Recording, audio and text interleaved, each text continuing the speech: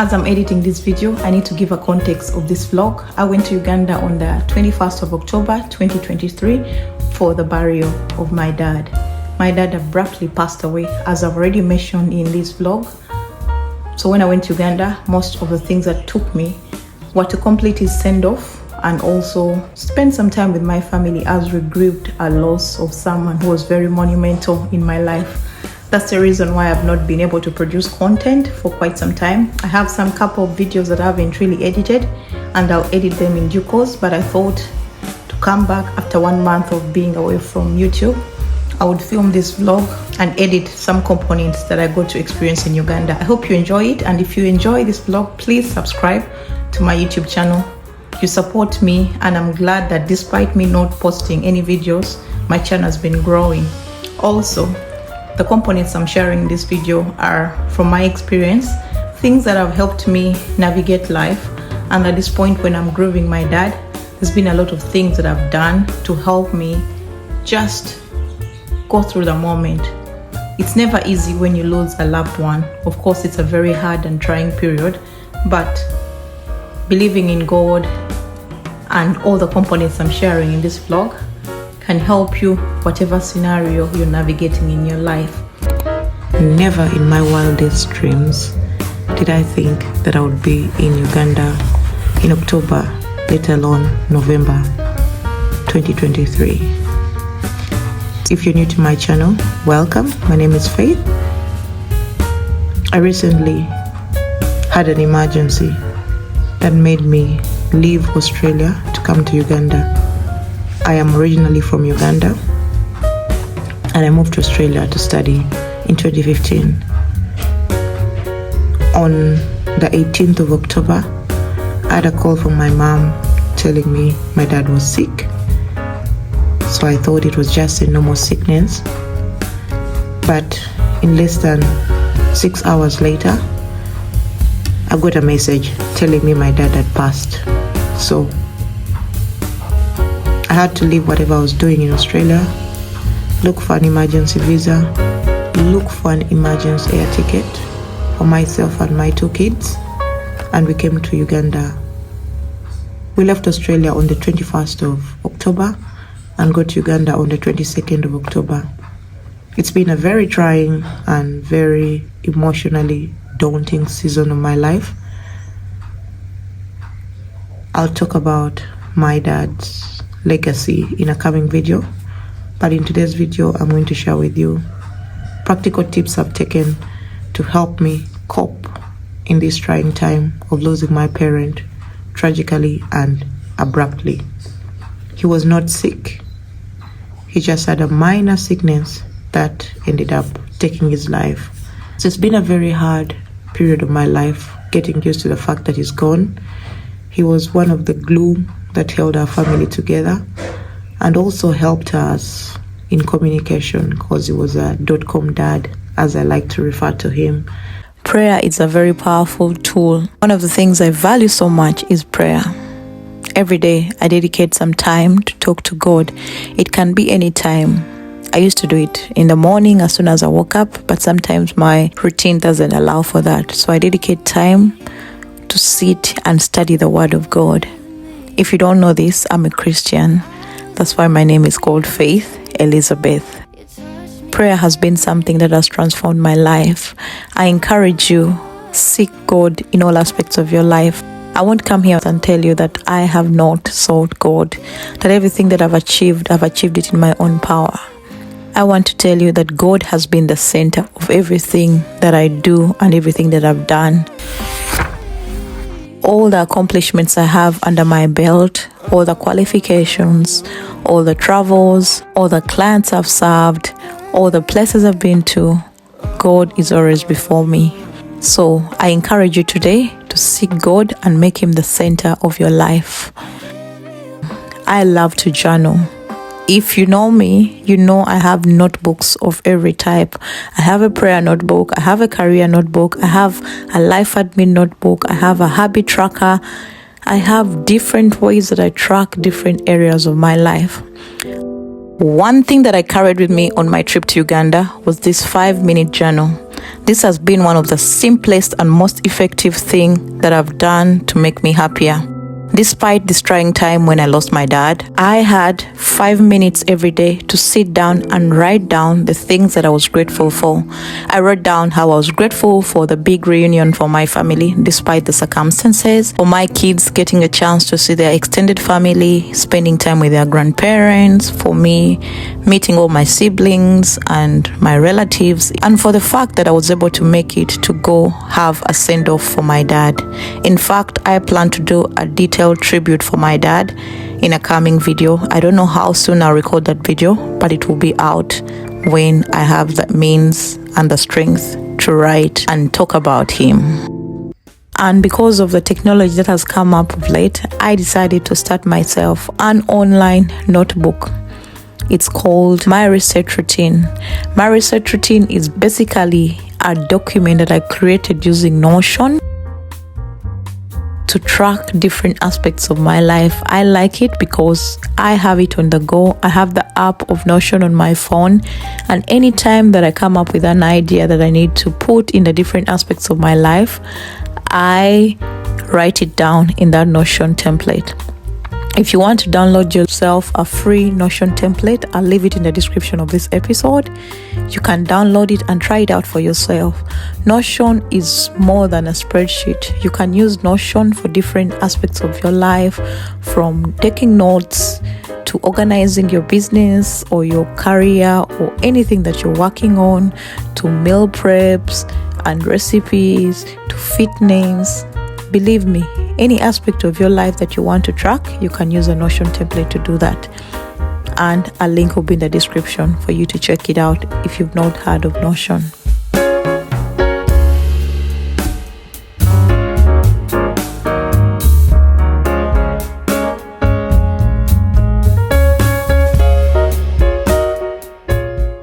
When I tell you how much listening to podcasts has helped me change my mindset, rewire my thinking, and help me achieve tremendous results in my life. Starting this podcast was a way to give back to the people who are going to listen to the podcast. It was a way of creating an outlet for me to teach the things that I've learned from the different aspects of my life. I always say that I'm building my CV, but beyond your CV, you should be thinking, I'm building a brand. This is me. This is my achievement. This is how I am. We're not just putting bullet points on a paper so that the next job offer is, oh, this person has done great work. But if you yourself don't realize you've done great work, you sit in that interview and they're asking you about your great work. You're not going to quote them in one line as you have in your CV. I listen to podcasts about literally anything, from faith and spirituality to career and business to mindset to fitness to success. There are podcasts about almost anything. And if you haven't jumped onto the bandwagon of listening to podcasts, you are missing out.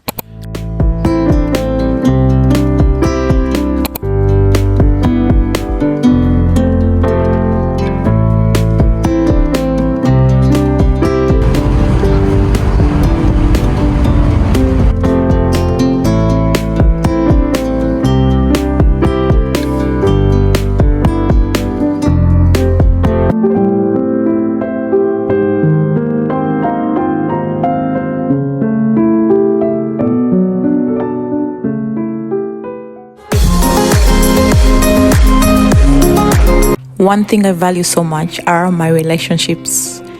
I value friends. I value my family.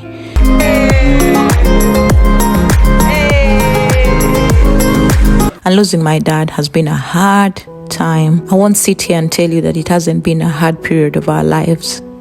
But what has held me is God, my friends, and my family. I'd like to talk about my friends. I've had the same circle of friends for the last 20 or so years. I met these girls while in high school, some of them at university when I was doing my undergraduate, and our friendship has grown despite the miles, the distance that separates us, we are still close.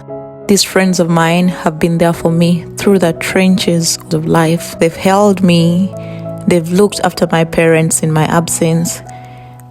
They've left everything to be there for me. And I'm forever, forever, forever indebted to their kindness, to their love. And I wouldn't have it any other way. I feel so lucky I met you, and I still can't believe that I get to see those eyes for more than tonight. Swear you must have fell from the sky. And friendships are really very important. I know it's hard to make friends when you get older, especially after university. It's really hard to get genuine friends, but God has allowed this to happen for me. I'm a person who wears my heart on my sleeves. Cheers to friendship, girlfriends that, I don't know. Rich anti-vibes. Rich anti-vibes. Nothing. Friends that share memories, money. Yeah. And problems. Life, but not me. I tell people how I feel. I tell them what they mean to me, and my friends have been that. when I'm with you, I feel so lucky I met you, and I still can't believe that I get to see those eyes for more than tonight. I don't know if it was the weather, but my skin thrived while in Uganda. I used to use only 2 products, a moisturizer and a retinol. That was it for the night time. So I am at Makerere University, where I went to university over 10 years ago.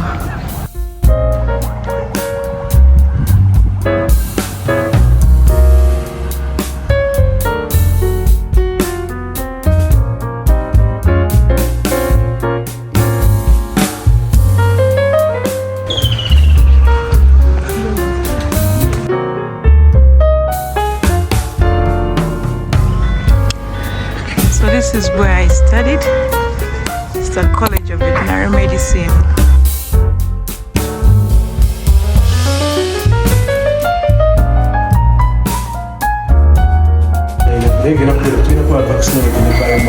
Nice. One thing I learned earlier on in my career is that never burn your bridges. The reason why I went to Makerere University was to meet my undergraduate thesis supervisor, to see the work they're doing, earmark any collaborations for any future opportunities that may arise. So that's a career tip: never burn your bridges.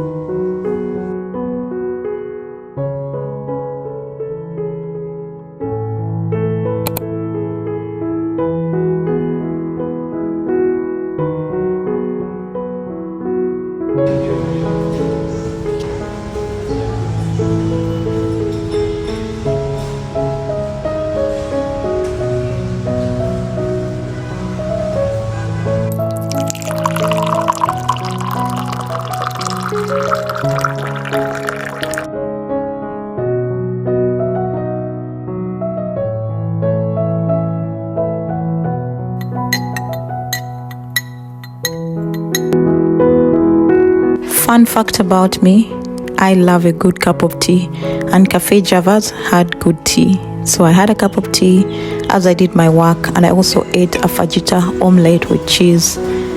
Because I was on the move most of the time, I made sure that I ate at least 2 protein-filled meals a day to up my protein and to just keep me fuller for long. Since I couldn't work out while in Kampala, I made sure like at least 3 times a week I had longer walks. This time I was walking around Parliamentary Avenue. I walked actually from Lumumba Avenue to Parliamentary Avenue, which is like 4 kilometers or so. And the walks were really nice for me to just think. A double? A boda. Yeah, it's a boda.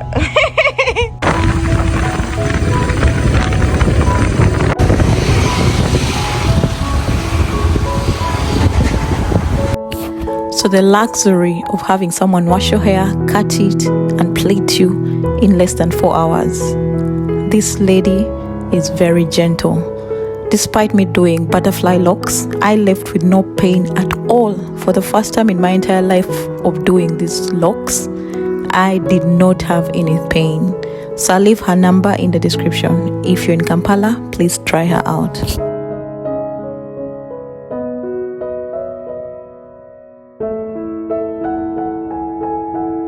You can see my smile. My smile says it all. I was impressed. Hair code, 10 out of 10.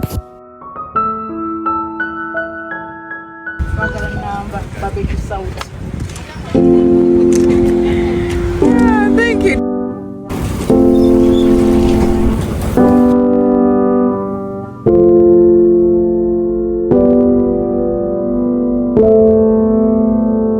One of the places I loved to hang at while in Kampala was the bistro opposite Acacia Mall in Kisementi. I love the ambience, the food, the customer care, and everything. It was beautiful. I frequented it twice.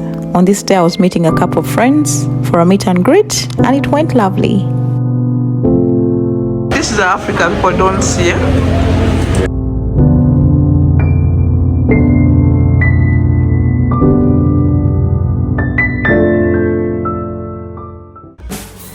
Genda kulumanyo.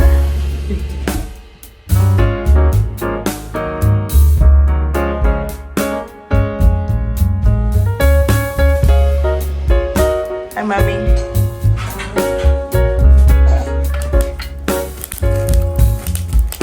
Trying to make sure the charcoal is the right temperature. Fun fact about me, I love cooking, I love food. So on this Sunday, I cooked some of the food we ate at the luncheon where my kids were meeting their extended family. It was a beautiful day.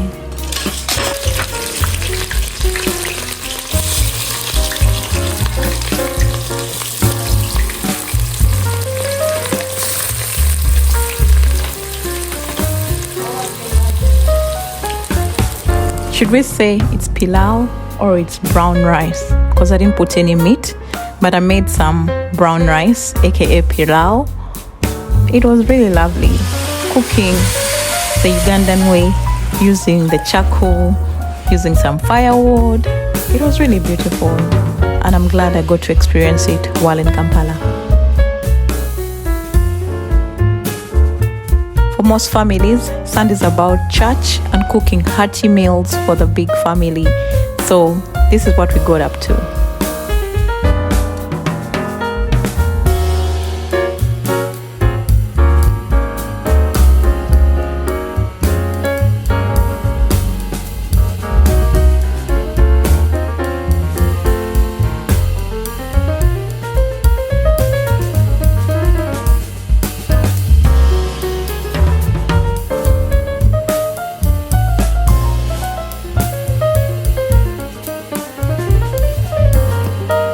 Hope you enjoy it and catch you in the next vlog. Thank you so much for supporting my channel. Bye.